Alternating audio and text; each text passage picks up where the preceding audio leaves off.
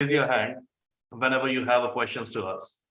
So I will introduce, I will ask Ms. Prerna ji to just start this topic, and we'll just listen to it. Fine. Over to you, Prerna ji. Namaste. Thank you so much, Paritosh ji, Rajiv Verma ji, and Satyendra ji, and Global Hindu for having me. Jai Hind, Jai Shri Ram, and Jai Bhim.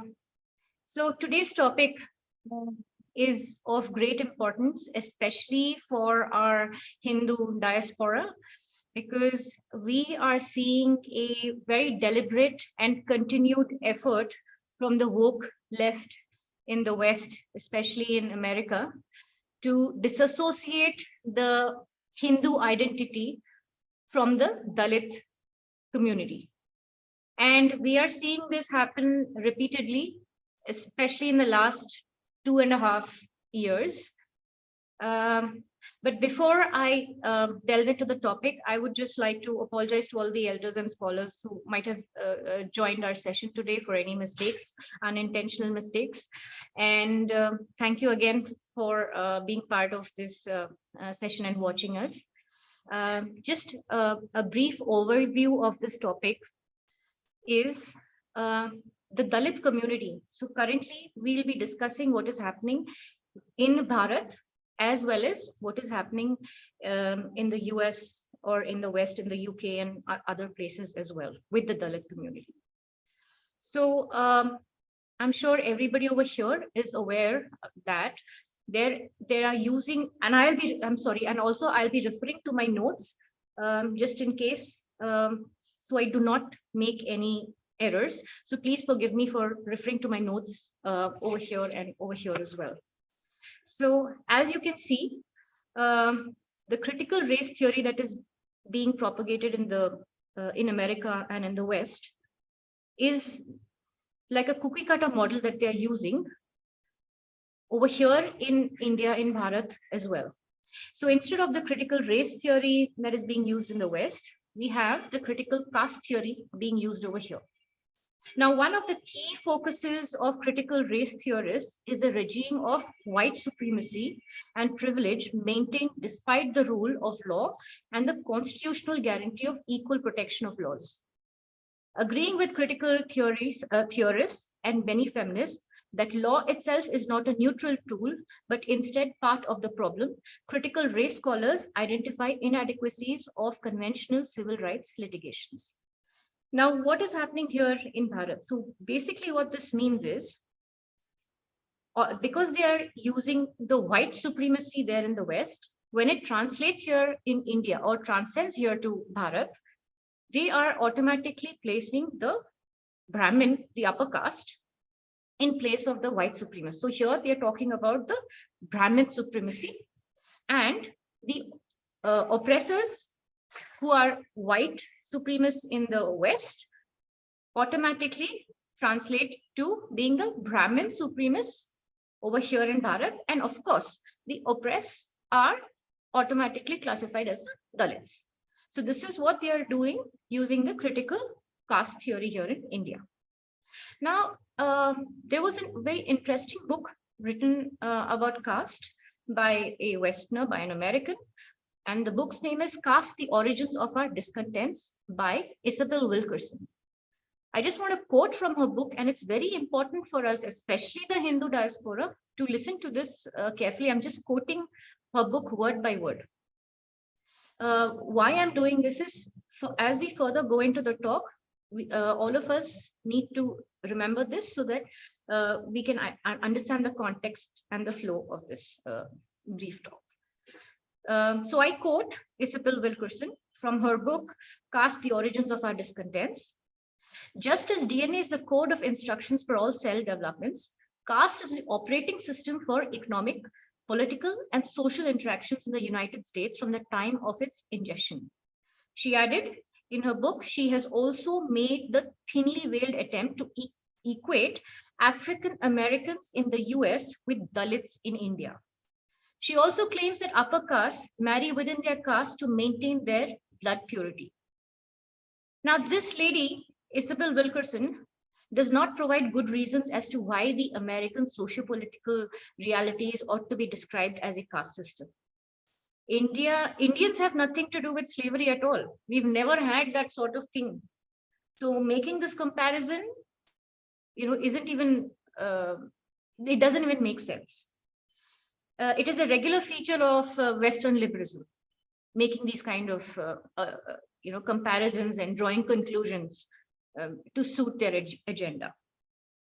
Over here in Bharat, historically, Dalits, the so-called Dalit community, it is a socio-political term that we use. Preferably, according to the constitution, the relevant word that needs to be used is SC, which is scheduled caste, or ST, which is scheduled tribe. Dalit is a socio-political term. It's mainstream, and that's the reason why I'm using it, just for the ease of conversation, and so that our listeners can just understand this better. Historically, Dalits' social identity was classified as Chandalas, Antyajas, Panchamas, and Astarushyas, as per American Swadeshi text. Subsequently, in everyday parlance, within regional context, Dalits are identified as Malas, Madigas, Relli, Chendu, Mashtila in Telugu, as Paraya, Parayan in Tamil, Mahar and Matang in Marathi, and so on. So this Dalit identity, there has been a lot of distortion in the historic meaning of the words, Jati and Varna. Now caste is being used, in the mainstream, because like the word Dalit, instead of using the word Jati or Varna, for the ease, people are using the word Dalit. Technically speaking, historically speaking, in terms of Sanskrit, the word Jati actually means a classification based on the source of origin. It does not mean a particular community or a caste, but in Sanskrit, it actually means classification based on the source of origin according to the Nyaya Sutras. For example, Udbija, anything that is coming out of plants. Andaja, anything that is born out of an egg, like birds and reptiles. Pindaja, that is mammals, which are, which give birth. And Ushmaj, which reproduce under ambient temperatures like viruses and bacteria. So this is what Jati historically meant. But now Jati and Varna are terms that are used to classify people according to their caste. So Varna in India, as we all are aware, there are 4 types. And of course, you have the Panchama Varna, which is the 5th type, which includes the Brahmin, Kshatriya, Vaishya, Shudra, and of course, the 5th caste, which is the complete outcast. And of course, we also have terms like Kulam and everything. Kulam, if we see historically, it is said to have originated as a social construct with the intent of promoting occupational specialization of tribes in order to sustain the growing need of supplies based on demand. The tribe's intent to avoid occupational and trade trespassing is ascribed to the development of the social model of right cum duty. So this is what happened historically, why the professions were actually divided just to have social equality actually. And speaking of social hierarchy, there is social, anthropologically speaking and sociologically speaking, there is social hierarchy across the world in all cultures, from Japan to India to everywhere. Social hierarchy has always been there, even in the UK as well. Now, associating Hinduism and saying that Sanatana Dharma or Hinduism, the integral part of Sanatana Dharma or Hinduism is caste. This is what the critical caste theorists are trying to say. And this is the major challenge and problem that we are facing as a community. The problem that we are facing can actually be divided into 3 types of allegations. Now, the current caste system and the situation is what the critical caste theorists are trying to push onto us, or push onto Sanatana Dharma, or blame, is allegations based on historical texts and events, allegations based on religious texts like Ramayana, Mahabharata, Puranas, Smritis, Sutras, and allegations based on the Vedas. As we all know, historically, we've always had Max Muller, Griffith, Monier, Williams, and all these people who have used translations from acharyas like Sayana during the Islamic invasion and later on during the Christian invasion of India. And what has later happened is these allegations were used to rampantly prolicize the Hindu community in Bharat. Now, if we can notice what is happening, now the current issue that we are facing is they are trying to disassociate the Dalit identity from Hinduism by saying that anybody who belongs to the scheduled caste or the scheduled tribe, the SC/ST community, or even the OBC, the other backward caste community, have nothing to do with Hinduism. Now the fallacy in this thing is these people who are trying to politicize, whether it is the Christian or the Islamic community, do not realize that caste, which they themselves say is an essential part of Hinduism, belongs to a particular community. So trying to disassociate the Hindu identity from the Dalit community, it just doesn't make sense. Now we have something called the Dalit Christians coming up and the Dalit Muslims coming up. First of all, it is unconstitutional. These people who speak about Baba Saheb Dr. Ambedkar need to first respect the Constitution of India. It's unconstitutional to say that Dalit Christian. It's an oxymoron. There can be no word called Dalit Christian, because in Christianity, like they themselves say, there is no caste. Caste, they themselves have made the allegation that it is an essential part of Hinduism. So if caste is indeed an essential part of Hinduism, saying that they're a Dalit Christian or a Dalit Muslim is contradictory. What they're speaking just doesn't make sense. It's completely unconstitutional and it's an oxymoron. So now let us say that, okay, Dalits belong to Hinduism and Hinduism alone. Secondly speaking, why it's unconstitutional and also why it's illegal is, we can see, if we are speaking about the current affairs right now, in my home state of Telangana and in my neighboring state of Andhra, we are seeing rampant conversion happening with the SC and the ST community, the so-called Dalit community. Rampant religious conversions. And the tactics that are being used are dubious beyond belief. I'm sure most of our audience is aware. But I will tell you another very disturbing fact that all of us as Hindus need to be aware. The Dalit community is particularly being targeted by this conversion mafia, by both the Christian and the Islamic. And the Dalit community, what they are doing is, despite converting to Christianity, they are hiding their Christian identity and still retaining their Dalit status in order to gain the benefits from the government. So now our Indian government, which the West might not be aware, the reason I'm speaking this, especially to the diaspora, is the West might not be aware that in India, we have several forms of reservations and schemes, particularly for the SC/ST community, whether it is education, whether it is loans, whether it's schemes, or even simple things like celebrating Baba Saheb Ambedkar's birthday. There are several schemes here for the Dalit community. So in order to get the government benefits, these Christians, who we call them as crypto Christians, they are Dalits who convert to Christianity, but they hide their Christian identity. And in order to gain the benefits from the government, they retain their Hindu name, their Hindu thing, and as well as follow Christianity. So that's why when we go through the census, even though a particular village will have all Hindu names and Hindu people there and who are Dalits, they will mostly be crypto Christians. We call them crypto Christians because they cheat the government in the name of reservation benefits, but still remain Christians.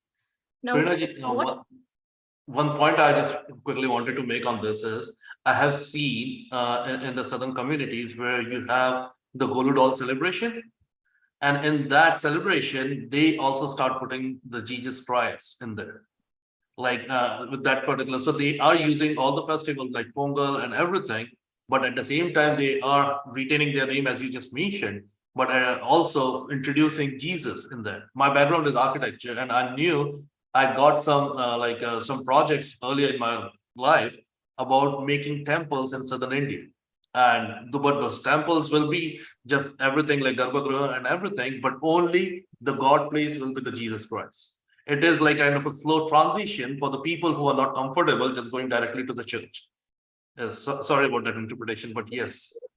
You're absolutely right, because in these villages that I'm talking about, I've visited places, firstly in the rural areas of Telangana, rural areas of Andhra as well. You have the Dhwajastambham, you have the Garbhagriha, like you said. It looks exactly like a temple, but inside there will be Mother Mary holding baby Jesus with the lemon mala around her neck. It is so Rajiv Malhotra ji in his book Breaking India, along with Arvind Neelakantan ji, has actually spoken at length about this, as our audience is aware, this cultural appropriation and digestion of our Hindu cultural identity and our temples and our way of worship. This has been happening a lot, and this is being used as a tool to proselytize on a major scale. Because most of these people in the rural areas are quite unaware and they're quite naive when it comes to this. Most of the people that are being targeted in these areas as well belong to the most vulnerable societies, the subaltern, whether it is the Dalits or any community. The subaltern is being targeted heavily by this proselytization mafia. I call them mafia because the tactics that are being used are shocking. So I've met several families where they have been vulnerabilities, like maybe their young children are juvenile diabetics. That was in one family. So these pastors come there and they tell that family that, why don't you pray to Jesus? Your small children will be cured. Apart from that, they also, provide money. So if we think about it, so there are several examples like this, but if we think about it, just to keep it short and brief, the conversion happens in two ways: the Christian conversion or Islamic conversion. One is money, the second is miracle. More so with Christian conversion, money and miracle. We'll come to the Islamic conversion in just a little bit, which is also a very pressing issue that we all need to discuss. I'll first deal with the Christian conversion and just briefly explain to our audience what is the story on the ground and what we have come across in our research over here in the two Telugu states. What happens is, if there is a particular illness in the family, or if there's some particular financial distress, like, if they have several loans, or say if somebody has died, if there's any vulnerable situation in that family, these pastors go like vultures to their homes, preach about God, explain that, so and so miracle will happen. And also, the bait is they also give some money. That is why, the vulnerable Dalits, or, according to their situations, immediately convert. But after conversion, the side effects of it are several, which a lot of the Dalit community and Hindus in general are not aware. In most of these villages, they are separate churches, and I'm speaking about places like Palanadu region in the Andhra. I'm speaking about the Adilabad and Nizamabad areas in Telangana, where there are separate churches for Dalits. There are separate churches for Kammas and Kapus, and for different castes, they have different churches and different graveyards. Time and again, we come across news that, in mainstream newspapers like Times of India, Indian Express and all that, where Dalit family, where somebody has died and they're not able to bury their Christian, relative in so-and-so, burial ground, cremation ground. Christian cremation ground. There are different churches. And also these newly converted Christians do not realize that they have to pay tax. 1/10 of whatever they earn to the church, to the pastor. This is called Dashama Bhagam in Telugu. This is very rampant. So what the converted Christians don't realize is there are absolutely no free lunches. There are absolutely no free lunches anywhere. You are going, whatever money that they have paid you, you will have to pay them back in the form of debt or in kind. I will give you examples of what I mean by kind. So in these villages, there will be this congregation. There'll be groups of elderly ladies and a few village people will go together to each house, and they will conduct prayers, group prayers in each house to convert. So they will take their Bible around, go to each house. So these people who newly convert have to be part of that congregation. So you will till you're not able to contribute in some way, you will keep getting harassed. And also, if they don't pay tet, the rest of the church, the rest of the community in that church will look down on these people. So that is another thing that they face. And also, if the church has say gotten some admission done for your child, we also came across a couple of these cases where once the child has finished education, they have to pay for the education of another person as well, apart from the death and the harassment that they eventually face. There's so many people who've reconverted back and done their ghar wapsi to Hinduism because of this problem of death and because of the problem of discrimination and the church flock does with these newly converted Christians as well. And just briefly speaking about the Islamic conversion, that is another problem that we face, and especially that's here in Telangana, in the city of Bhagyanagar, also known as Hyderabad. What is happening is basically our daughters are being targeted. I'm sure everybody is aware. People call it love jihad, but I personally prefer the term grooming jihad, because it is a process that happens. It's a very systematic process in which our daughters are being forcefully converted or are being blackmailed into being converted to Islam. This is again happening with the Dalit community, because the Dalit community first says that we are not Hindus. They try to disassociate themselves, and I'm speaking about urban area. I'm speaking about not the rural but the urban Hyderabad, Bhagyanagar, where in the name of secularism or in the name of being very open to all religions are one and equal, our daughters get trapped in these relationships with men who pretend to be Hindus but are in reality Muslims. So they hide their identity as Muslims, pretend to be Hindus, either marry the girl, blackmail the girl, with compromising videos, photos, whatever, and then convert them forcefully, abuse them, and we lose so many daughters, unfortunately.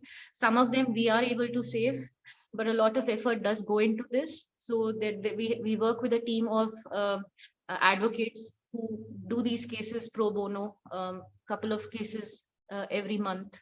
Unfortunately, that's the rate at which it's going.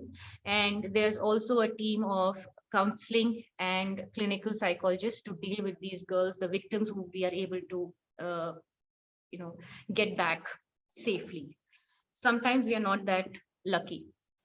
Another thing is our temples, our sannyasis, our sadhus, Gau Mata and our daughters are being systematically attacked by this religious conversion. On the ground, if you can see, these are proven stats. This is a pan-India thing. The frontline warriors, whether from the Bajrang Dal or from the VHP, belong to the Dalit community, and this is a reality. This is a fact.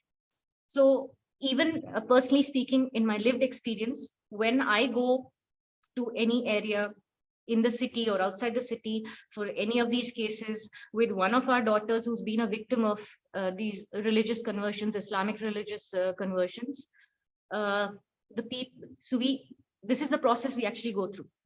So we rescue the girl, we give her counseling, then we need to take her to the police station.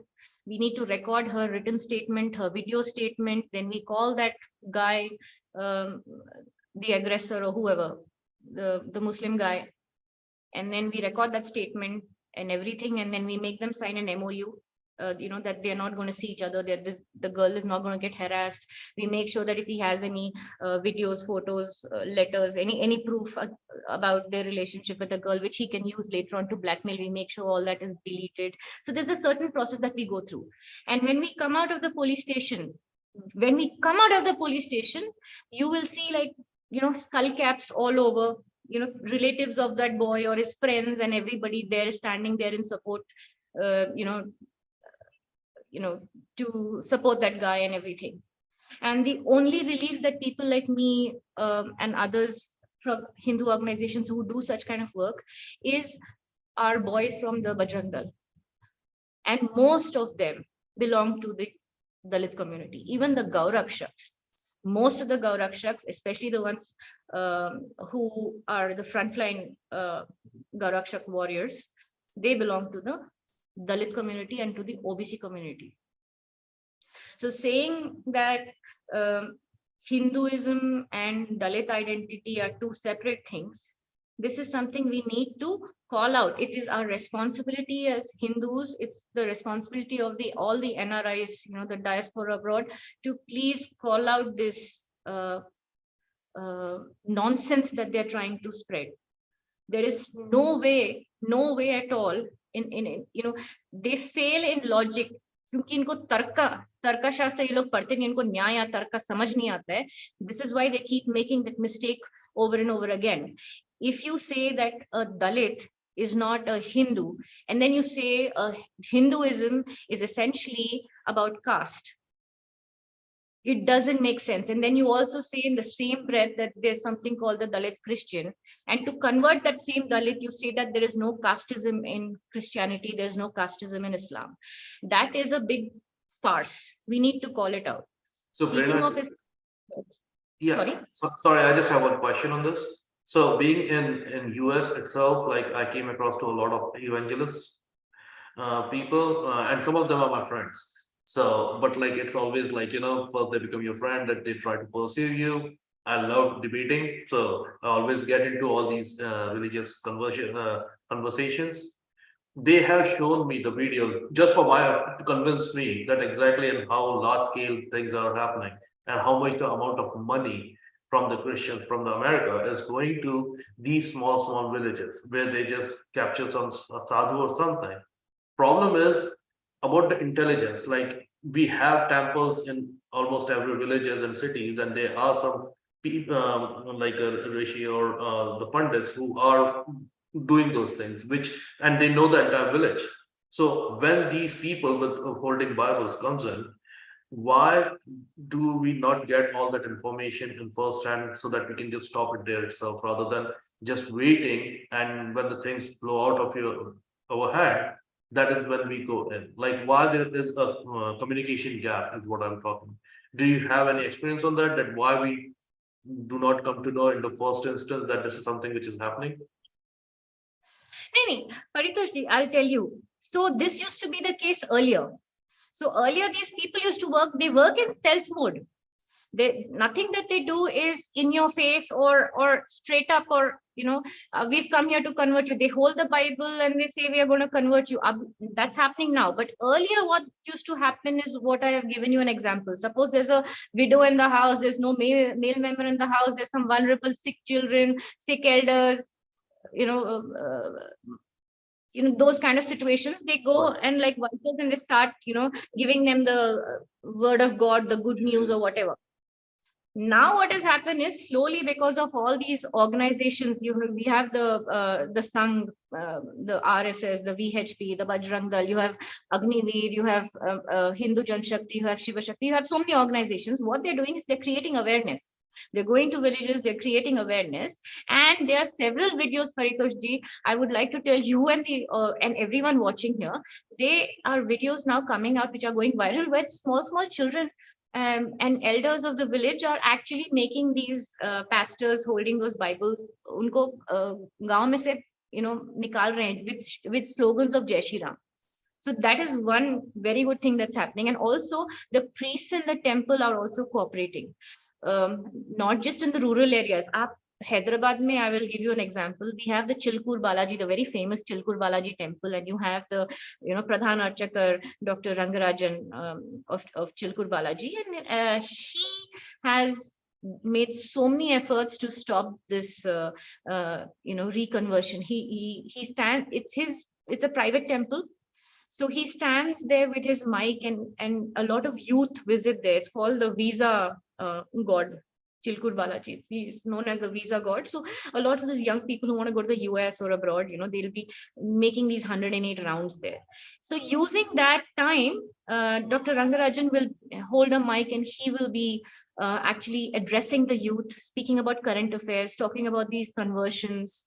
This is just he's just one of the examples. Like this, there's several archakars, there's several sadhus and sannyasis who are actually doing these padayatras. There's Kamalananda Bharti that we have here in Telangana and Andhra.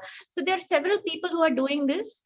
But one thing that we as Hindus need to do is stop this denialism and this negationism and saying that nahi, caste is a British concept. We didn't have caste till the British, or denying and trying to say, no, I don't believe in casteism, because that's a very privileged stand. As a person who belongs to the Dalit community, I am presenting to you the ethic and the emic perspective, the insider and the outsider's point of view. I grew up abroad, so I never had any caste, identity or anything living abroad until I came back here to India, and I studied, in my 11th and 12th grade, when the reservation actually comes into, practice, even though my parents insisted, on no reservation thing. You're absolutely right, because being from the privileged caste, I never had this kind of a issue. But when I went to one of my friends in UP, in Banaras, to Kashi Vishwanath, that is where I saw that how rampant the casteism is. I mean, where the person first asks my caste before even getting into the knocker. And that is when I realized that exactly what everyone is facing from other castes. Before that, I was also kind of a denial. Oh, that thing is something from the past, and we don't think about that right now. But yeah, you're absolutely right. What we don't realize is, as much as being, we want to be these intellectual Kshatriyas, or we want to be, working for dharma, the first thing we need to do, the favor we need to do to ourselves and to the subaltern or to the so-called Dalit community, to the fellow Hindus, is stop denying the existence of caste. Stop this negationism and saying that it is a British construct. We didn't have caste. All of us before the invasions, we were all happy, happy la-di-da, living together. No. Please, if we are having some problems, we need to accept it, because the first step towards correcting these historical errors is acceptance. And the minute we accept and say that, yes, okay, we have this problem, and there are so many great people historically, agar aap dekhiye, the three mathas, whether it is, Bhagavad Pada Shankaracharya, whether it is Bhagavad Ramanuja, whether it is Madhvacharya, all of them, Hindus rose to the occasion to fight against this, social hierarchy or the caste problems that we were facing. Even if we go back, speaking historically, and later on we speak about Baba Saheb Ambedkar, or we even talk about Savarkar. If you can see, there were 7 things. I'm sure most of people are unaware, but there were these 7 things that Savarkar spoke about repeatedly. One is Vedokt Bandi. So Vedas is for everyone. This is the first thing that he was propagating. Second was the Sparsha Bandi. So he was absolutely against untouchability. The next is Vyavasaya Bandi, so where there was forced profession. So the Dalit community obviously had to be, sewage cleaners and because there was manual, cleaning of the sewers and everything. That was thing that is still happening with the Dalit community in Pakistan, and yet there are these people, opposing the CAA. So shame on them. Anybody opposing CAA is anti-Dalit.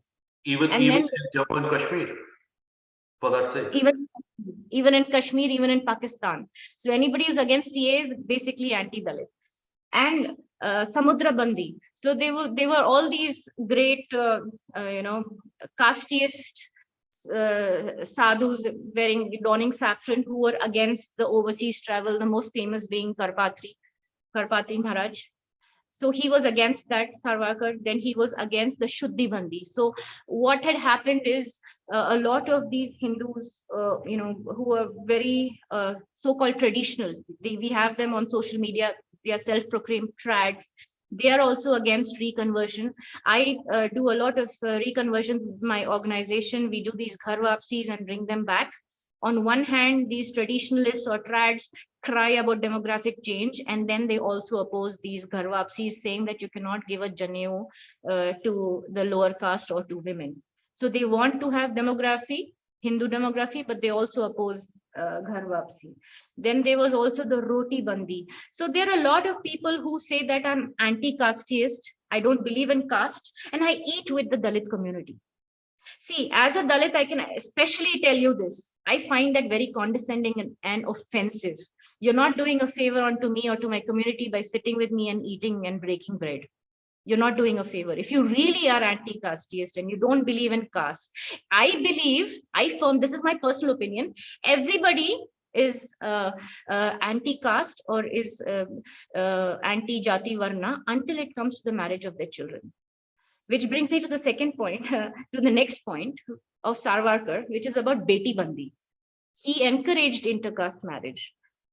So these were the 7 points of Sarwarkar. So if we have to fight and win against this, problem that we have of caste discrimination, which is eventually leading to this rampant religious politicization, and then the vulnerable community, or our Hindu community, is being targeted in various ways just for this religious conversion.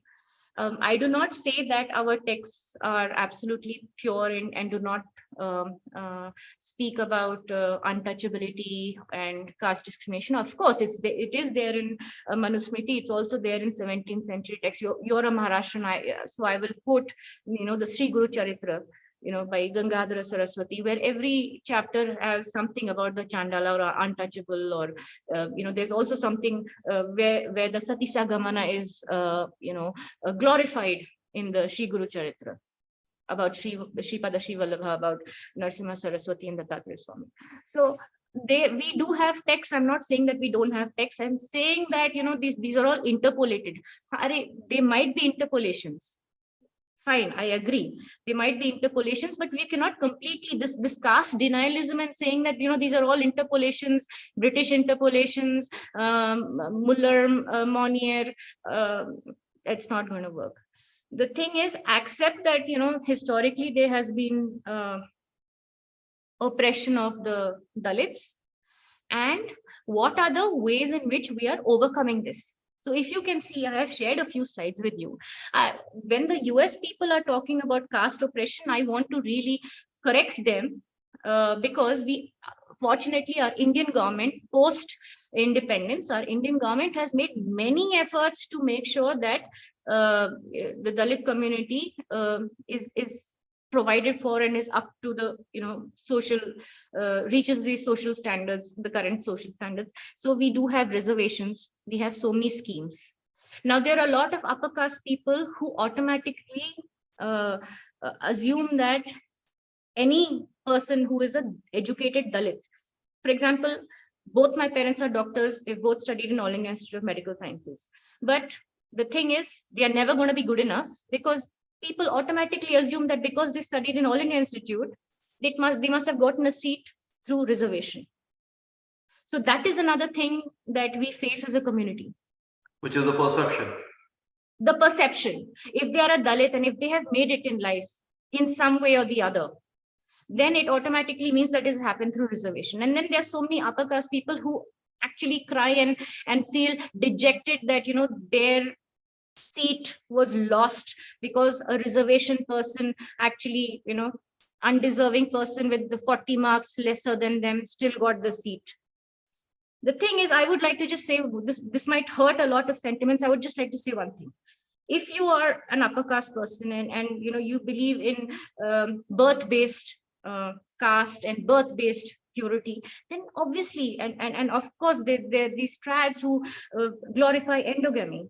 So if you're so intelligent and genetically superior to the Dalits, and intelligent in terms of intelligence and genetic purity and everything, why do you even need reservation? We are the ones who are dumb, right? Intellectually challenged, historically oppressed. So it makes sense if we have reservation. So if you're that intelligent and if you're a upper caste person, why cry about reservation of Dalits? Let them be. And how much reservation is there? It's not like there is like 90% reservation and you're losing out on it. It's not there in private sectors. It's only there in the government jobs. And what is the percentage of it? Let us talk stats. Absolutely. So doing these things, you're actually alienating and distancing yourselves from the Hindu community instead of social inclusion.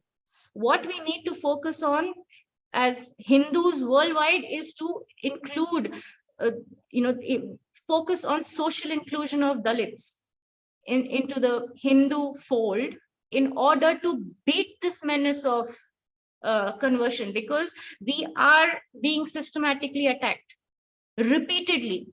I cannot even name, give you the exact number of temples that are being destroyed in Andhra and in Telangana. And every time this happens, they say that a mentally disturbed person has done it. So that way, there's no persecution and law cannot interfere. They will just have some, they'll be sent to a mental detention camp or something, center. So this is happening repeatedly. So we are doing great in disservice to Sanatana Dharma by making these repeated mistakes. One is denial, negationism, and then crying about this caste. And then these people who are on social media, and believe me, Paritoshji, when I tell you this, they are only there on social media. They belong to only a particular sect who follow a few religious preachers who speak about anything which is below the Mooladhara, whether it comes to untouchability, when it comes to casteism, when it comes to endogamy, when it comes to the Kama Sutra, when it comes to the Manusmriti, while the rest of the Hindu community is, trying to think about the Sahasrara and moksha and everything, these people say that Satisagamana is good, endogamy is good, women should not even say the pranavam, should not even say the om, they cannot be they cannot take initiation, they cannot take diksha. So all these regressive things should just be limited to social media and not happen on the ground, because on the ground, the more kar vapsis we do, the better our future as a community and our survival depends on this. Absolutely. Otherwise, what has happened to the Jews? At least they, as a community, held on together strong.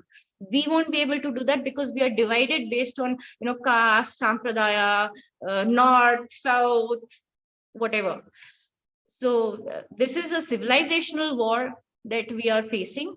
So each of us needs to contribute, encourage this intercaste marriage. So when our government is encouraging this, who are we to say this is not? Anybody who finds their appropriate partner, whether it is for love or whether it's for compatibility and companionship, should be allowed to get married. Who are we to say no, so and so caste cannot marry so and so caste? And Paritoshji, I request you to please bring that up, what our government has been doing since 1955 to 2009, the amount that has been distributed to intercaste marriages. So we have this scheme here in India where if any upper caste person marries a Dalit, the government actually incentivizes these marriages. So just from 2013-14 to 2019, this is during Modi ji's time, the amount of money that has been spent, you can see on your screens over there, how many crores have been given to these sort of intercaste marriages. So when we speak about Sahaboj, or the roti concept of Sarwarkar, we also need to concentrate on that beta beti. I just don't want to say beti, because then again these upper caste trads will just pounce on me and say that our daughters are not meant for this, or are they also get a little melodramatic and say that our wombs are not for sale. They quite get they get berserk when I talk about roti beti. It's not that hamare ghar bete bete hi paida hote aapke ghar beti. It should be both ways. When I say beti, I don't specifically mean daughters. I mean intercaste marriage for boys and girls, anybody. So the government also incentivizes this. So this is not something that I have said or Sarwarkar has said. We are not making this up. These are our stats during Modi ji's rule. Intercaste marriage incentives. And the next slide, please. Okay. So the number of couples that are covered under these schemes, you can just see the stats here as well. So anywhere between 1 lakh to 1.5 lakh is given if you get married to a Dalit. And this is under the Hindu Marriage Act. Let me please repeat that again, specifically under the Hindu Marriage Act. Anybody who marries a Dalit person is eligible for this scheme. So it does not depend on the gender. Anybody who marries a Dalit person, it could be a upper caste girl married to a Dalit boy, or a upper caste boy married to a Dalit girl, you are eligible for these schemes. And for all the people who are crying about there are no benefits for upper caste, there are no benefits for Brahmins, and I agree. Currently, the Brahmin community is being attacked. There are several allegations against the Brahmin community. They're also financially in a much worse situation than the Dalit community. And this is a fact. And that is why our government right now has the scheme, the EWS scheme, the economically, the next slide, please. Paritoshji, sorry. The EWS scheme. I have a just very basic, if I can, fundamental question. When we talk on it is very well prepared, very nice talk you're going through.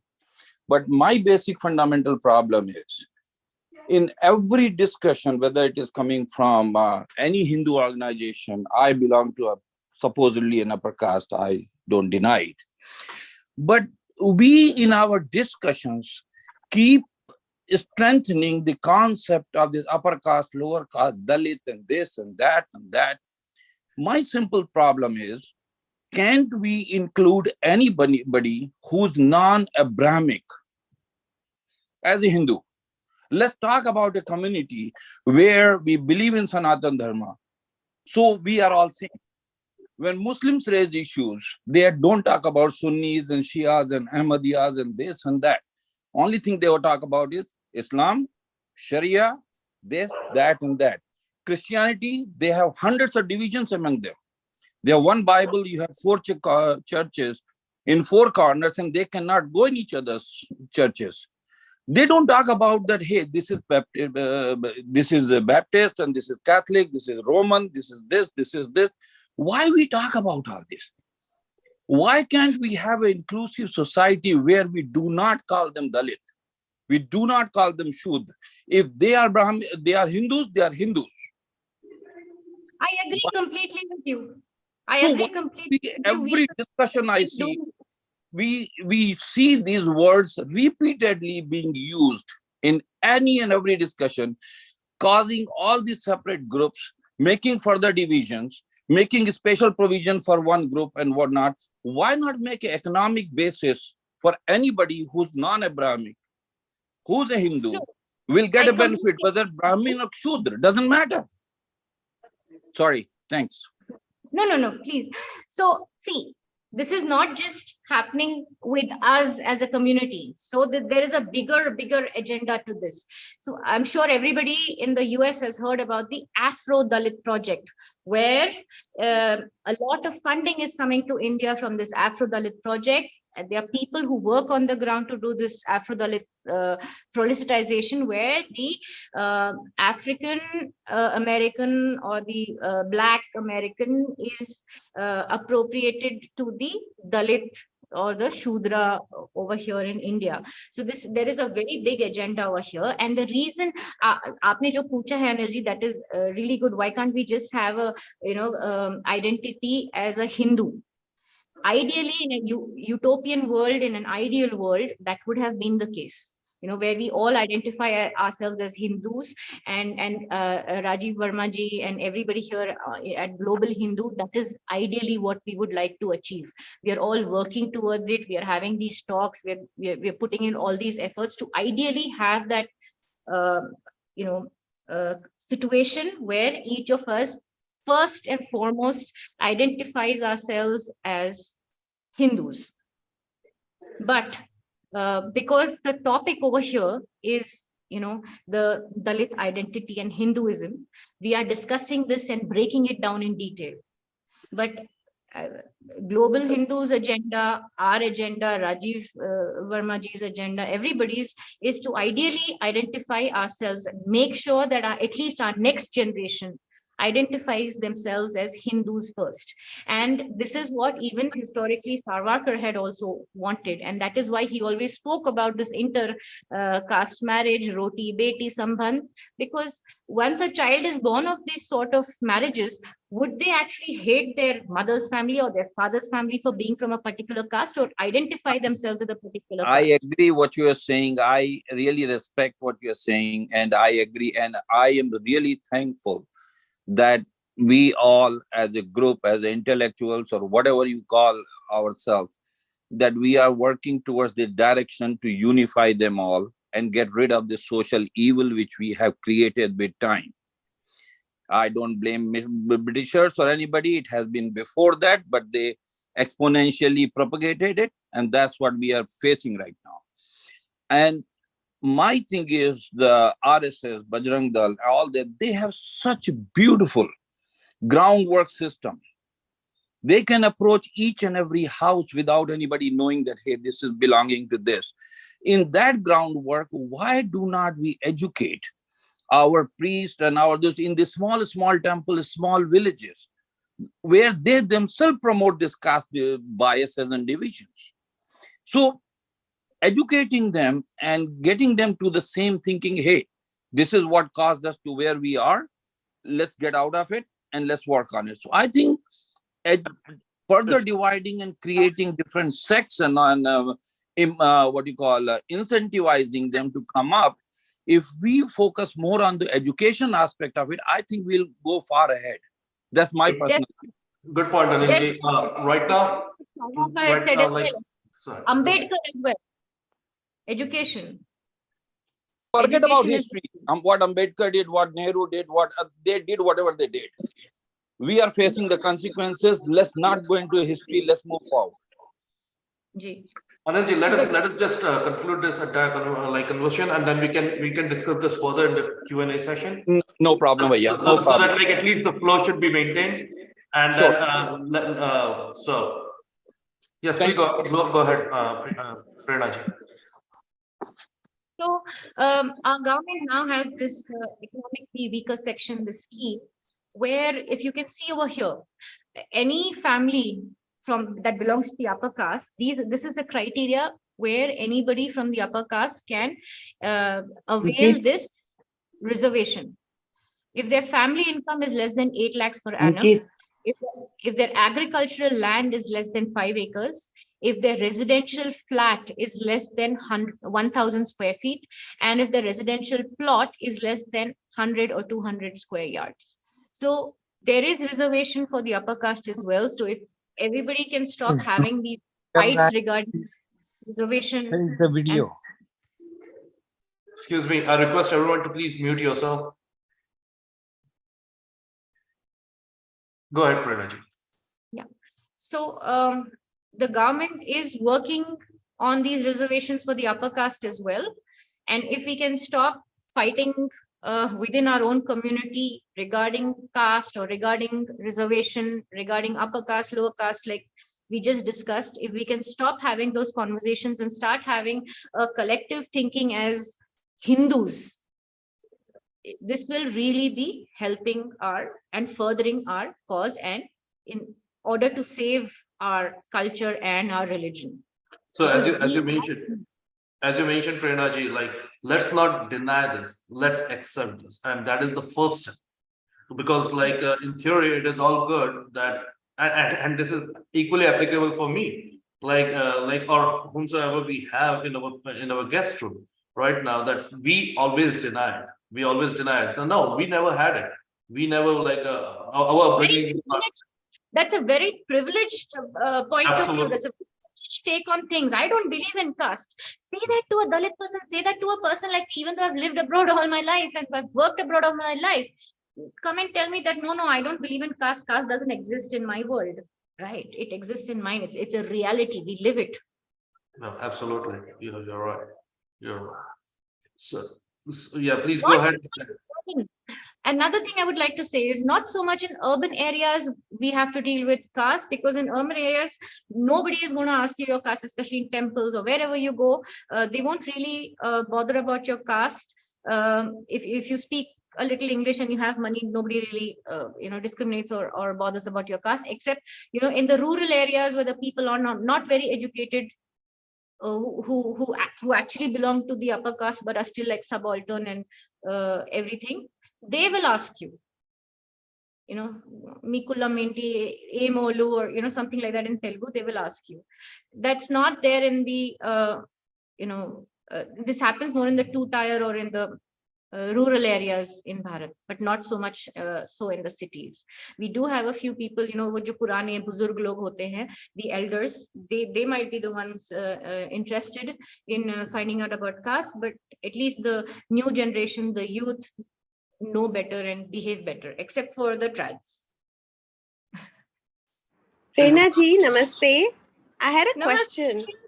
Hi, how are you? Good. Look, what we are fighting in the United States, right?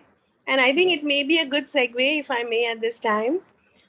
Because I agree that, of course, we all agree that there is a caste dilution in the urban area, but when you go to rural, it's a much more, stronger concept. And when we come to the United States, it's equally thrice removed for us, But for us, if we agree to the concept of caste and say, yes, it does exist, then we fall into the trap that, yes, caste laws or caste resolutions and policy needs to be implemented in the United States, right? So that is why we have taken the stance that, okay, it's a British, which is also, as you see, Nicholas Dirks and others have analyzed this, that it's a colonial construct. Dalit was a word that was invented in the 1917, around there. And certain categories of people and jatis were clubbed together into that, and every state has different groups that fall into that. So we cannot bring all of that in the United States, which is why we take the stance that it is a British construct, and also the stance that we do not want caste policy to be implemented here because it perpetrates that identity. So I just want to stop there and then take your views as to how do you think we can address this in the United States, Richa,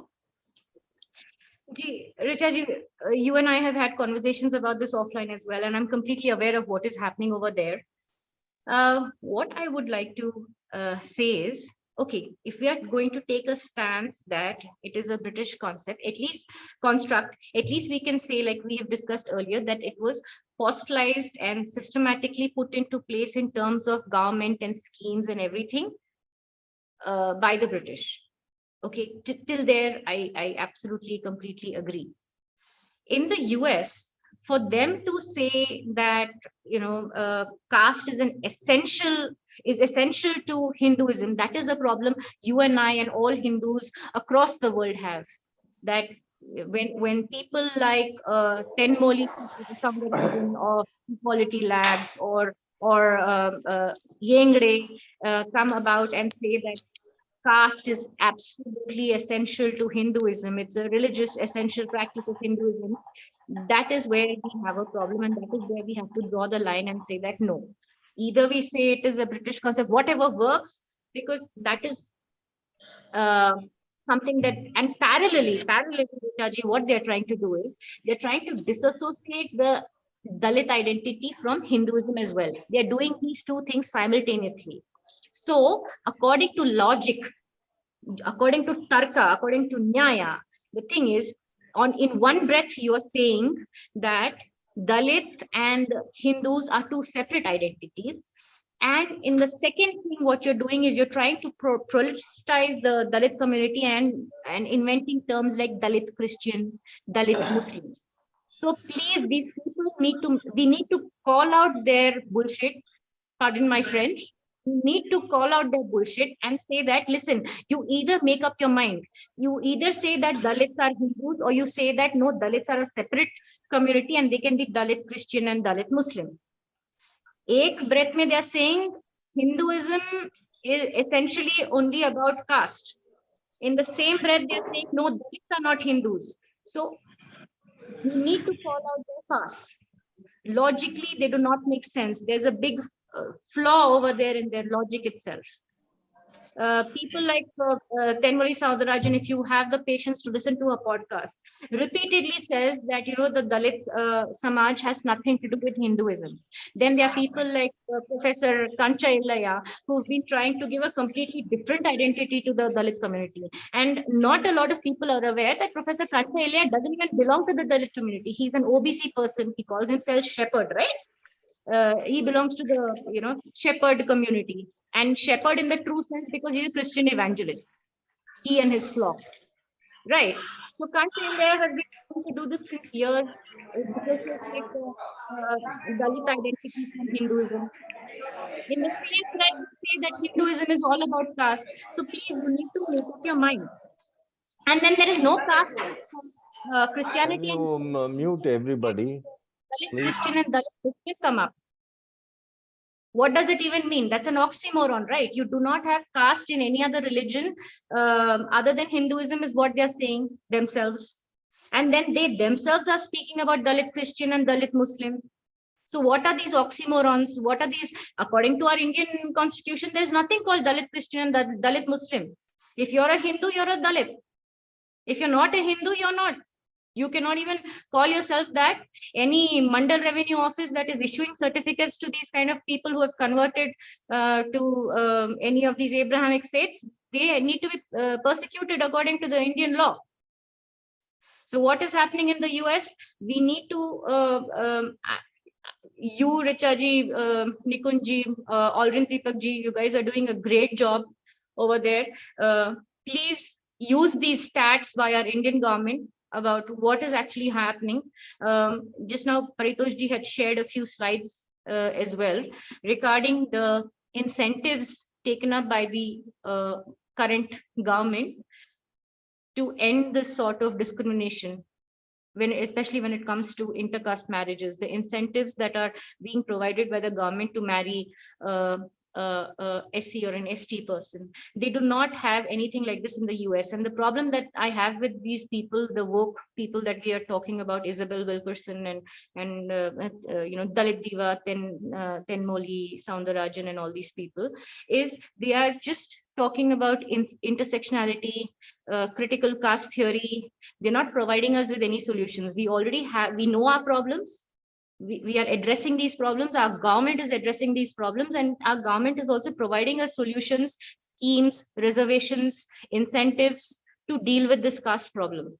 What they are doing is just fossilizing it just the way the British have. Even if we take the theory that Richaji just spoke about, that caste is a British construct, of course, if British have fossilized it, then this Equality Labs is just trying to make sure that it's now there in America, and the lives of all the Hindus over there is made miserable as well. The reason being, the Hindu community abroad is one of the most educated and the wealthiest and most socially contributing communities. So to bring us down as a community and to make our lives miserable there as well, they want to have this caste included there in all their bills. And everybody at Kohna is doing a wonderful job fighting that. So thank you so much. everyone Thank there. you. Thank you so much. Yeah, I think that does explain a lot. So thank you for putting that, in perspective. I think we have to do a lot more. It's just getting, much more serious in the United States, I think, where things are improving in India, we are being targeted in the United States. But, No, but yeah, we'll. Judge, also the specimens who are propagating this thing in the US, you see how knowledgeable they are. If you remember, there was a recent controversy, when Parag Agarwal was made the CEO, the same girl, Tenmali Soundarajan, called him a cis male Brahminical. So, that's how cut off they are from realities. She was not even born here. She was not even raised here. She doesn't even know anything about caste. She doesn't have any lived reality experience or anything. She confused an Agarwal Bania guy to be a cis male Brahmin, and she made a mockery out of herself. So this is their intellectual credibility. Their logic is flawed. Their intellectual credibility is questionable. Their intent on doing this is clear. It's just politicization, and they just want to break the Hindu community and bring it a bad name. And the reasons, we all know it. We are probably the most educated over there, the wealthiest. We have the lowest crime rate, socially the most contributing. That's the Hindu diaspora, to be specific. That's the problem they have. Thank you, Richa. So we have other questions. Mr. Ram, would you please unmute yourself and ask your question?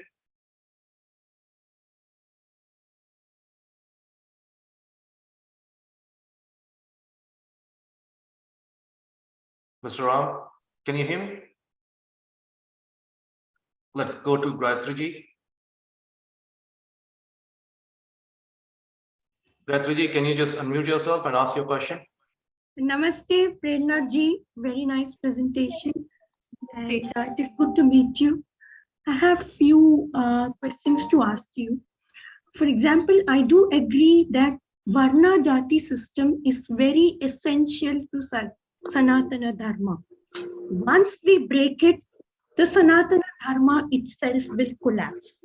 But that does not mean that we should have discrimination in jatis. That is, we are all a whole. We are together, we form the great Sanatana Dharma. That's the way it works. You cannot, for example, you have this Varna system, or there's a kind of an analogy which was drawn in the Vedas, like the head represents the Brahmin and the rest, Now we know that Vishnu himself, like we pray to Vishnu his feet. So how does a Shudra become anything lesser than a Brahmana? He doesn't. So I'm basically against this construct. Of demonizing the Varna Jati system. In fact, we resisted full conversion only because of the bulwark of the Varna Jati system. I take my neck out to say that, because it was a bulwark against conversions. We had, each Varna had a huge, you can say, committee of people. Like, if anybody is in trouble, we come, we help each other. That used to be the construct. I just need to quickly interject, Gayatri, just to understand this. Like, when you say that the Varna or the Jati is an integral part of our Sanatana Dharma, do you mean to say that this is to be by birth, or this has to be by the karma? Yeah, yes. Now that is a question that everybody asks. Now, you cannot, I would say, it can be by both. You cannot deny a person. Sorry, we'll move it back. Who has been born. Excuse me, is there? Please, everyone else, unmute yourself. Moderator, you can mute yourself. We are all. Hello. Yeah, please go ahead. Yeah, I have here two opinions. For example, a person who's born to a particular jati, say a Brahmin. I'm a Brahmin. I would not deny at all by saying that I'm a Brahmin. Okay, I'm not ashamed of being a Brahmin, right? At the same time, I would not be ashamed of being born a Shudra or anybody. I would be too glad to be born in Sanatan Dharma, any of the Varnas. That's the way it is. It's not that I'm privileged, because I'm being born a Brahmin, I'm saying that. Because I know what is Sanatan Dharma. Our temples stand today because of the Shudras. It is the Shudras who built them, right? So why should I be ashamed of being a Shudra? And when you say that it is by birth or is it by karma? Now here, if a person is born by birth to a person, right? Like you have the natural system of learning from the father. That's how it goes from generation to generation. But it cannot be denied to a person who is born from a different jati, but he desires to become a Brahmana and he follows very the austere, gets good education, is properly educated in the procedure and becomes one. I'm not at all against it. So it is not a born or not born. It is what you are. A born Brahmana should not be demonized. Neither a born Shudra should be demonized. You getting what I'm trying to say? A Shudra also has, a born Shudra has equal opportunity to become a Brahmana if he or she chooses, provided they follow it very, very strictly. That's the only solution. But then, of course, you might ask me, no, are all Brahmins who are born Brahmins proper Brahmins? No, they're not. Many of them, in fact, I'm so shocked that some of them are so woke that they eat beef. That's what I'm saying. So let Prerna ji answer your question. So, I'm sorry for just digressing a little on that, but I just wanted to make that clear. Thank you, Gayatri. Yeah, Prerna ji, please go ahead. Yeah. Thank you, Gayatri ji. I agree with you partially on this. That of course there was historically interchangeability of varna. That was there. So if we go back and see, sage Vishwamitra, the Gayatri mantra, and him being a Kshatriya by birth and then becoming a sage, a Maharishi, and to the status of a Brahmin. So there are several examples from history, from our Puranas, about the interchangeability of caste based on a person's deeds, their karma, their spiritual excellence, or if they were duds, intellectual duds. So there's several examples of that. We can state them one after the other, maybe in another episode. But right now, what I would like to say is, normally when we try to do a ghar wapsi, for us it's very important to not do this or not say this, just like Richardji said, that we are using this British construct thing for caste because it works there in the US. I will tell you my groundwork, the ground reality is, if we say that caste is birth based, nobody will convert back to Hinduism. I can give this to you in writing. Because the minute you say it is birth based, you are saying that either their karmas, their prarabdha, or their previous life's karma was bad, and that is why they were born as, unfortunately, they were born as Shudras or Dalits. You are telling them that. So psychologically, it will really affect them. And then they will associate caste with Hinduism. And then when we try to do a ghar wapsi, they will give us galis and tell us to leave. Absolutely. So we need to say that, in Hinduism, forget about all this caste and everything. It is a British concept. It is an Islamic concept. It's not a Hindu concept.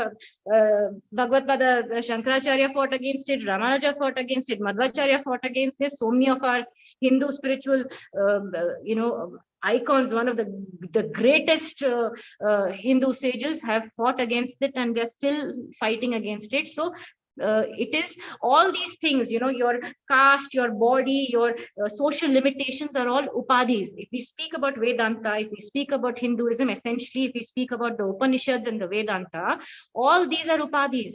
Our Atman does not have a gender, it does not have a caste. So when you're calling me a Shudra, or you're calling me a Brahmin, are you talking about this upadhi? Are you talking about my body, or you're talking about my Atman? So we need to think in a very spiritual and in a very sattvic way when we are dealing with these things.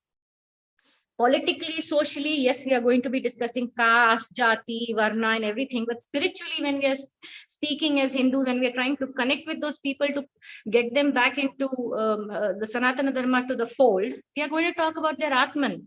We're not going to be discussing these upatis, and most of them are so religious. They want to know what will be their gotra if they come back.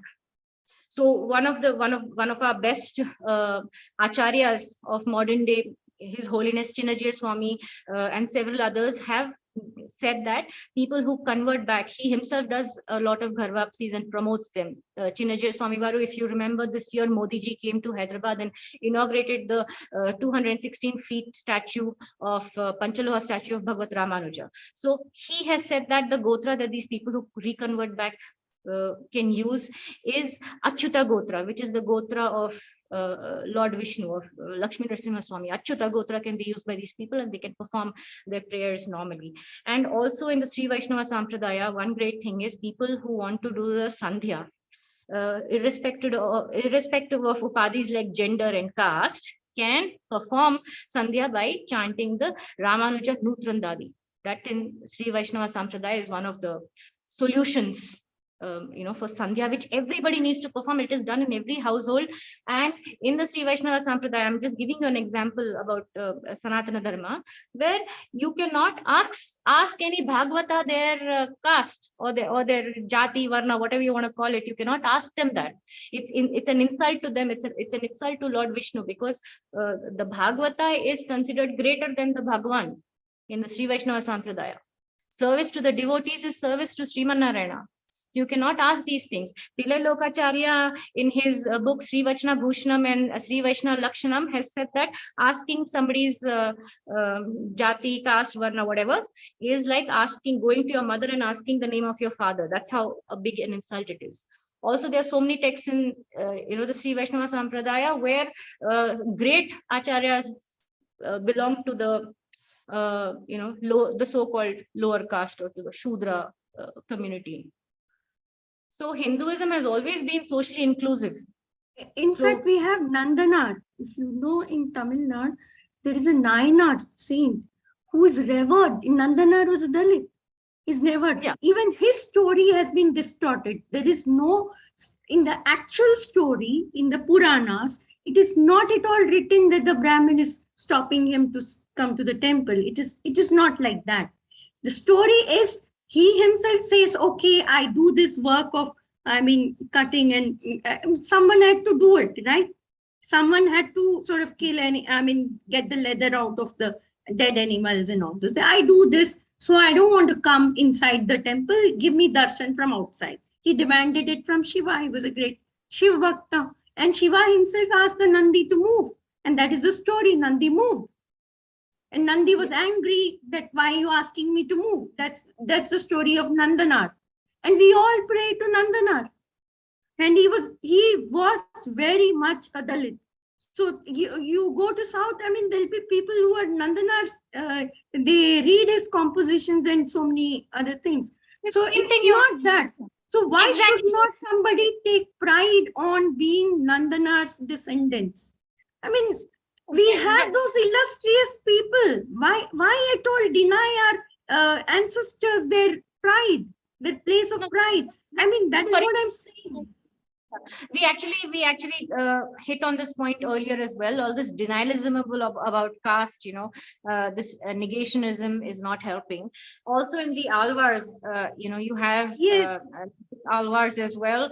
And also very recently, I think 3 years back, Rangarajanji of Chilkur Balaji temple, he actually did that seva where he carried the Dalit devotee into the temple and reenacted this, 800-year-old maybe 1,000-year-old or even more, that whole seva he has done. So we've always... In fact, it is based on a story. It happened like that. 1,000 years before, even before Christianity came, there was a main priest of the temple who was going to their Kaveri. There a person was, a Dalit person was singing praises to Shiva, right? At the time, this person said, he said, oh, come on, move. I want to go to the, he was a great bhakta. The priest was himself a great bhakta, but he didn't want people to stand on his way. At the time, this man is so much in his bhakti that he did not move. So the priest threw a stone and hurt him, and blood came out of his eyes. And then this priest goes to Shiva. Shiva is bleeding there. That's when he realizes his mistake, goes and brings the Dalit Bhakta on his shoulders, and he says, see, I did wrong. I mean, that is our history. And why should we deny our history? Why should we deny our great people? I mean, why should I not be proud of our own Shudra, saints? Why should I not be? Why should I jabardasti call them not? Right? We need to celebrate our roots. That's what I'm saying. Without discrimination, celebrate our roots. And that's how we can build a proper Sanatan system. I know it is difficult. We need to sort of fight whatever problems we have on the ground, but we need to come to this. Denying jati will lead us to Christianity. I'm sorry to say that. Leave us with Bible in our hands. Thank you, Prerna ji, so much. Thank you, Gayatri ji, for telling us the whole story of Tirupan Alvar. And this is something which Rangarajan ji of Chilkur Balaji wants to replicate everywhere in Tamil Nadu. So it will be a big blow to this DMK people who speak about Brahminical patriarchy and Brahminical supremacy. If this seva of carrying a Dalit devotee of Tirupan Alvar is replicated in different various places in Tamil Nadu. So that is something that he does have on the cards. Last time I spoke to him, he has told us. Also, with the 12 alvars, Tirumaleshe Alvar, Nam Alvar, Tirumangai Alvar, Tirupan Alvar. So they all belong to the so-called lower caste. And they are deified before the 10th century itself, before Bhagavad Ramayana itself. Absolutely. Very right. So this is what I wanted to put here forward, because the point is in celebrating our own people the way they were, and not leading to denials. That's what I'm saying. Let's go back, celebrate our people, our culture. That's what I'm saying. I agree with you, Gayatri ji, but right now the Dalit community does not have much to be proud of. Post all these invasions, especially in the last 800 years, there's not much left to be proud of, because the Dalit identity or the Dalit self-esteem has taken a major beating.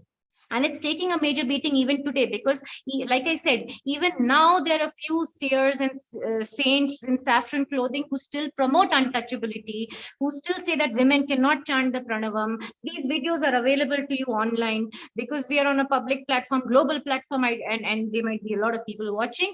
I don't want to really name them, but we do have it in our Hindu fold, where women are denied the right of Diksha. They cannot chant the pranavam. Shudra should not enter the temple. There are people who say that, there are saints who say that Dalits should just have a darshan of the Dhwajastambham and no need to enter the temple. They get the same punya, or if they have darshan of the Dhwajastambham, they don't need to enter inside the temple. Not even Garbhagriha. We're not even talking about that. Who wants to enter the Garbhagriha? Nobody has the right except for certain people. But certain Brahmins who perform certain anushtanams with nishtha. Right, or as Hindus, we all agree that, but they are saints in saffron clothes who say that Shudra should not enter temple. They should have darshan of Dhwajastambham and leave. Women, should not chant the pranavam. They promote sati sagamana. They promote child marriage. They promote, all these regressive things which are harmful to the global Hindu cause, to the cultural. No, great point, Prerna ji. And we have some limits on our time, so we have further questions. So let me ask Aditya ji to just ask the question. Yes, namaste to all. Rather than one specific question, I have got random thoughts, both sides of the observation that there was discrimination, there wasn't discrimination, there is reverse discrimination. So let me just put a series of points together and a picture should emerge. So in Himachal Pradesh, there is a district called Chamba, in which there is a region called Pangi Valley, which is trying to be a district by itself for their administrative purposes. Over there, all the community that is born there is to be treated as a reservation community, as scheduled tribes. This includes the Pangi Valley, Chambayali Brahmins also. That does not mean that Brahmins from the rest of Himachal Pradesh get reservation. They are very much open merit like the rest of the country. But it is in the Pangi Valley, Chamba area of Himachal Pradesh. I have personally spoken to people who quote their Gotra, who are practicing Brahmins. They say by birth, all the Hindus over there are to be treated as scheduled tribes. I don't know how many people are aware of this, and it was a revelation even to me. Then we have Brahmins in Manipur. They are forgotten altogether. They are asking for OBC reservation. Now they follow the Eastern systems of Vaishnavism, but they still have they do eat some fish. Okay. Now, the third point I wanted to say is nothing is going to come forth of this discussion unless we have some kind of a concrete Shastric thing coming forward for rehabilitation of interjati, whether or not that interjati involves Brahmins and whether or not it involves Dalits. Just leave out the Brahmins and Dalits. There are all sorts of interjati marriages that happen in a cosmopolitan and other atmospheres. They need to be rehabilitated. Then when the debate against and in this question comes forward, we need to know about whether the story of Shambhuka in the Ramayana is for real or whether it is an interpolation, as probably the most important thing that may have come up as an interpolation. Then could Varna be a categorization which is required, but where there should be no denial of opportunity? Another point to be mentioned is in Maharashtrians, there is the Varkari Sampradaya of Advaita-minded Vaishnavas covering all jatis, where every Varkari who meets another Varkari will touch the other person's feet. Both people touch each other's feet regardless of their jati, and most of the Varkaris happen to be non-Brahmin. Then we need to stress upon how much there is an identity of caste in the minds of converted Hindus who have become Christians, especially from Portuguese times. Goan Daivatnya Brahmins and Goan Saraswata Brahmins have been treated as Bamon Christians, and they are supposed to be beneficiaries both ways. And we see advertisements of Nadar Christians who insist on a Methodist Nadar girl for a Methodist Nadar family boy. Okay. Another thing, we talked about thread ceremony and different discrimination against girls and everything. Kashmiri Brahmin daughters still conduct their thread ceremony. Then we have a sentence, Janmaja Jayate Shudraha. And then something makes someone something more than a Shudra according to that shloka. So in that sense, we are all born Shudra. I happen to be born Brahmin by birth. I have not done Veda Padhai. So I would rather say that I am a Shudra as a Karyakarta myself who is proud of his Brahmin birth, which is an incidence. Then Shudra and Asprusha are probably not the same. Because in the South, everyone other than a Brahmin is treated as a Shudra by Orthodox Brahmins, because all the Kshatriyas are supposed to be destroyed by Parshurama, which is also not true, because Ayodhya Shri Ram was born after Parshurama and he was very much an Ikshvaku Surya Vamshi Brahmin. But this misconception that everyone who's not a Brahmin and is in the South is a Shudra has to go, because this is where we are conflating Sprushata with Shudra birth. In that sense, they would treat Reddis and Nayars and everyone, Shettis, everyone as Shudras. This also is not true. The Vishwakarmas are not Shudras. They are agitating for a Brahmin status, and that they are agitating for parity with Brahmins. Then various jatis have pujaris. Pujari and Brahmin are also not the same. You have all sorts of jatis who produce pujaris, and they face problems as pujaris, with Brahmins facing problems as pujaris. So we cannot mix one with the other. They are intersecting circles.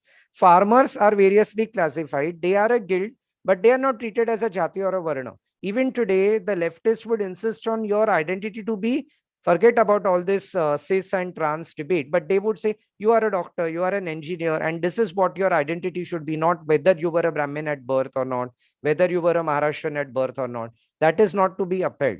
Now, how do we classify farmers? How do we classify a person who was not born in a farmer family and who's going to farming as a change in lifestyle? Then would a Dalit leader allow his educated daughter, who's also a Dalit, to get married to his fellow Dalit driver or to an under Karyakarta under him, though both of them may be the same jati? Also, there is plenty of casteism amongst the so-called Dalits, and amongst the middle jatis, there is casteist violence between OBCs and SCs, between SCs and STs, between two SCs. And here the Brahmin should not be blamed. There is also a term which says Brahminical for every sort of oppression in the world. So when Korea was invaded by Japan, who was the Brahmin here? But that's supposed to be Brahminical. I mean, this is where the person may be using all sorts of wrong words and tying himself up in knots. But I've attended ecological conferences where any kind of discrimination is treated as Brahminical. And this is how much that word has come into parlance. Then there is subcasteism amongst Brahmins. I am a Brahmin and I know that there is subcasteism amongst Brahmin Upajatis.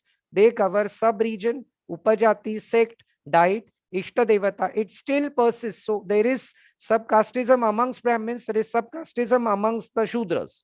And there is regionalism despite the same jati. So the Bengali Brahmin is treated separately by the Rajasthani Brahmin because he eats meat. We forget that the Pakistani and Bangladeshi Hindu rural people are mostly backwards.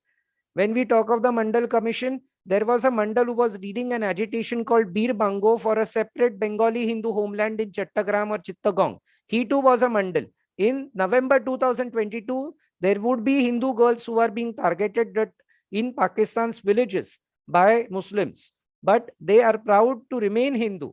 So the Bahujan is the person who is not the Abhijan. The Brahman and the Kayasa is treated as the Abhijan. The Rajputs are treated as Abhijans. Everyone else is treated as a Bahujan. So the word Bahujan is much bigger than the word Dalit. So who brought in the word Dalit? The British did. To that extent, the word Dalit is a creation of the British. The word caste is an introduction from the Portuguese language. But the meaning of what is meant by casteism has prevailed in Hindu society, and like chickens who are taken for slaughter will peck each other, Hindus who have been at the receiving end in the medieval era learn to peck at each other with great gusto. And vegetarianism is a tool used to divide Hindus and to shun non-vegetarians. Forget the North and South debate. You would be surprised at the amount of social media nonsense that goes in where vegetarianism upholding Western India Hindus would try to run down non-vegetarianism upholding Hindus. And it is the Bengali community in particular which closes ranks. Come on, there are Kashmiri Pandits who eat meat, Gadwali Brahmins, Kumaoni Brahmins, Nepali Brahmins, Bihar's Maithili Brahmins, Odia Brahmins, Assamese Brahmins, Manipuri Brahmins who eat meat. Adi Shankara brought Kashmiri Saraswata Brahmins to Goa and they became Goan Brahmins. They eat meat. Some Daivatnya Brahmins eat meat. On what basis are we saying that vegetarianism is to be treated as a virtue? All of these are traditional non-vegetarians. So we need to clear the spin-offs. Aditya, yeah, I'm done.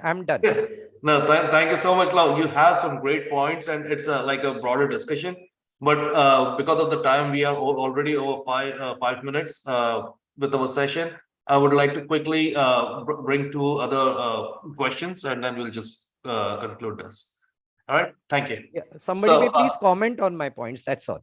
No. You have some great points, and definitely, Prerna ji, you have any comments? If you can just give a quick comment on this, then we will move to the next question. It would be good if you guys conduct another separate session with him, at a later date, because thank you. A lot of information overload for all. That's right. Thank you, Aditya ji. Let me invite Saiji. Would you please unmute yourself and you can ask your question? Sure. Hey, thanks, Prerna ji. Amazing session, and I really appreciate the strategy, right? So we can go into all these theories, pick examples by region, language, and all of that. But what is our real goal? Strategically, tactically, how to have the Hindu revival back, how to keep Hindus as Hindus. Now, if you look at the Hindu population, right? Because Hindus are very good at going into all these theories and being IKs, intellectual Kshatriyas, rather than doing any groundworks, right? That's all fine. Let's look at the real goal. Now, what I have observed is this. If you draw a confusion matrix, let us say, right? A 2x2 matrix. You have Hindus who care about Hinduism, Hindus who don't care about Hinduism. And then you have Hindus who care about caste, proper right-wing Hindus, but who really care about Janmana caste, even though you have Shruti-based pramana from Bhagavad Gita and everywhere saying it is karmana, not Janmana. And then you have the last one, who care about caste but who don't care about Hinduism. If you take these 4 boxes, if you will, of the matrix, the first box is doing a disservice to our goal. That is, who care about Hindus but who also care about caste and claim that because of caste we were able to survive. Because of pride in caste we were able to survive. If you take about caste, we'll have a Bible in our hand. I vehemently oppose that view because I've seen groundwork. I have worked on the ground, caste-based conversions. We have stopped caste-based conversion in my engineering. I used to go and work with the church guys, almost act like the church because I used to play the guitar and all of that. So I've seen that that doesn't work. Trying to, why you have Chauhans and all of those guys who are Muslims in Pakistan, they were Rajputs at once, right? All these Chaudhrys and all. Anjem Chaudhry, he was once a Rajput, if you take that. So trying to bring pride in birth-based caste, I have seen it not working, right? And you have, and all these examples that Gayatri ji gave of Shudras being in the past, and like all those examples, the subliminal message over there is birth doesn't matter. That is what we need to take out of that. We should not take that they were Shudras, and so I'll be proud of being a Shudra. The whole example is birth doesn't matter. You're a Hindu, chapter close. Yeah. And you have Krishna, you have Adi Shankara, you have so many different Shruti-based and Smriti-based and Guru-based pramanas that are telling you birth doesn't matter. It's only karma. So I think that is what we need to take. And for guys like you, Prerna ji, I think you have to devise ways on how to convince the first box. Yeah, those who care about caste and who care about Hinduism, because that is where we're exchanging friendly fire without knowing. Yeah, I just make that point. And one last point, you said in urban areas, this may not be there. I beg to differ, actually, even in the US, just in the Telugu community. You have, yes, they do. Yeah. In fact, my mother had this experience in the airport where she was sitting in the lounge waiting for her flight. And there was another parent or a grandparent going to visit their family. They casually just asked her, Mire Molo, Mire Kulam. So I mean, not only just asking, just one last point, and this is really, I want to get this across to you because you guys are working on the ground, right? So in the US, there are a lot of Telugu guys and all these people who don't care a shit about Hinduism. They don't care about Hinduism at all. The ism is least of their problems. But the caste, it becomes, you say anything against the caste, they're riled up. You say anything against Hinduism, they don't care. They're doing, like in functions, I've seen that, when they get to, there is Tana for Reddys, Nata for Kamas, there's something over there. I don't remember, I may be mixing things up. They do things like modern Ramayana, modern Mahabharata. Hindus doing that, yeah, who mock our own scriptures, and their children are watching that, right? And when you go and talk to them, they gang up against you because they're ganging up as a caste. So how do you address this? So there are 2 boxes we need to address. One is the first box, who apparently care about Hinduism, but are in the impression that you need to care about caste to keep Hinduism alive. And the second box, who care about caste, or the diagonally 4th box, who care about caste, but do not care about Hinduism and are doing a disservice to Hinduism. I made a quick slide on it, but I won't share my screen at all. It's your show. I think you need to run this. No, I think that's wonderful. If you could please share that with me, Rajiv Bhaiya Parito, please, if you can, I would definitely love to have that.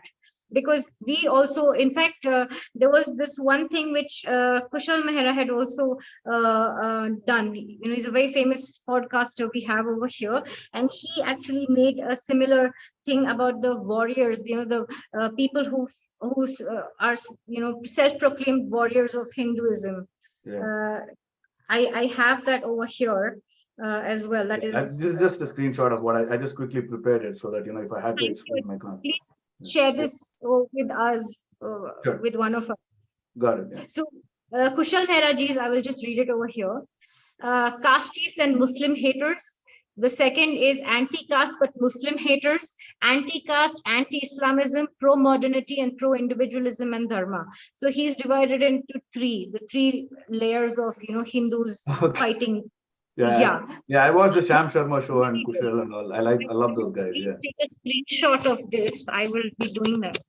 Yeah. So you can just take a screenshot of this, and I have marked the problematic caste apologists. These are the biggest problematic caste apologists, right? These are also caste apologists on the 4th box, but okay, we can deal with them as Hindu haters or people who don't care. They are almost part of the enemy. That's fine. But then Our guys who care for caste, we are exchanging friendly fire. That's a problem. Yeah. I guess I think you can also share it on the group, in our global group, so that like everyone can have access to this. Yeah. Sure. Am I sharing it? Yeah, this is okay. I am sharing it now. If you want to take a screenshot, I'm not sure. Is it being shared? Can you see my screen? Thank you. Yeah, I have. Okay, got it. Yeah. Okay. Yeah, that's my point. Thank you. Thank you. Thank you. And you can stop Join the meeting. Yeah, I'm trying to do that. I don't know why it's not stopping. Okay. I'll get out and join maybe.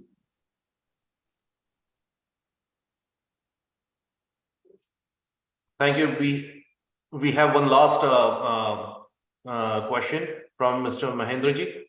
Mahendraji, please unmute yourself and ask question.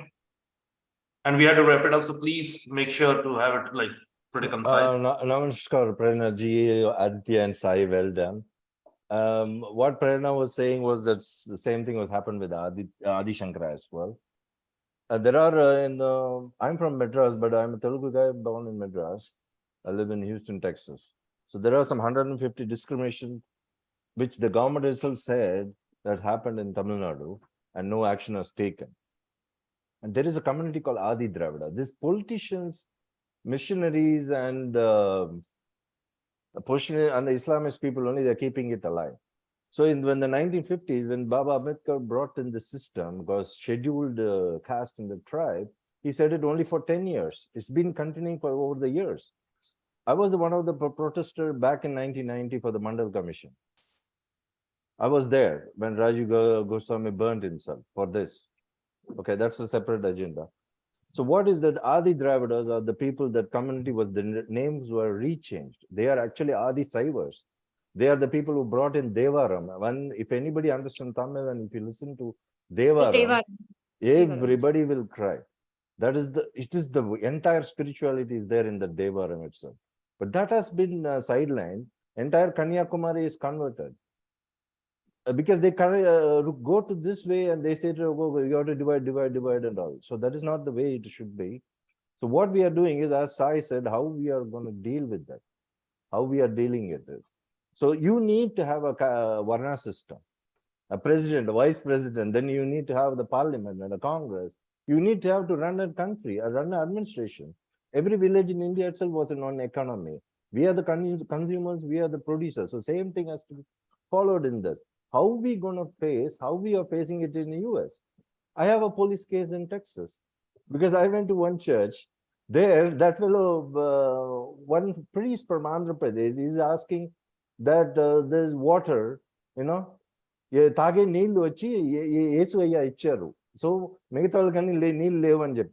so like that things cannot be done.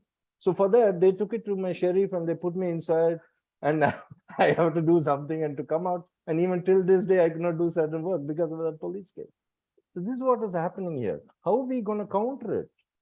So the casteism and the thing is happening in the US because they have covered it everywhere. There are people who is a professor in Bombay.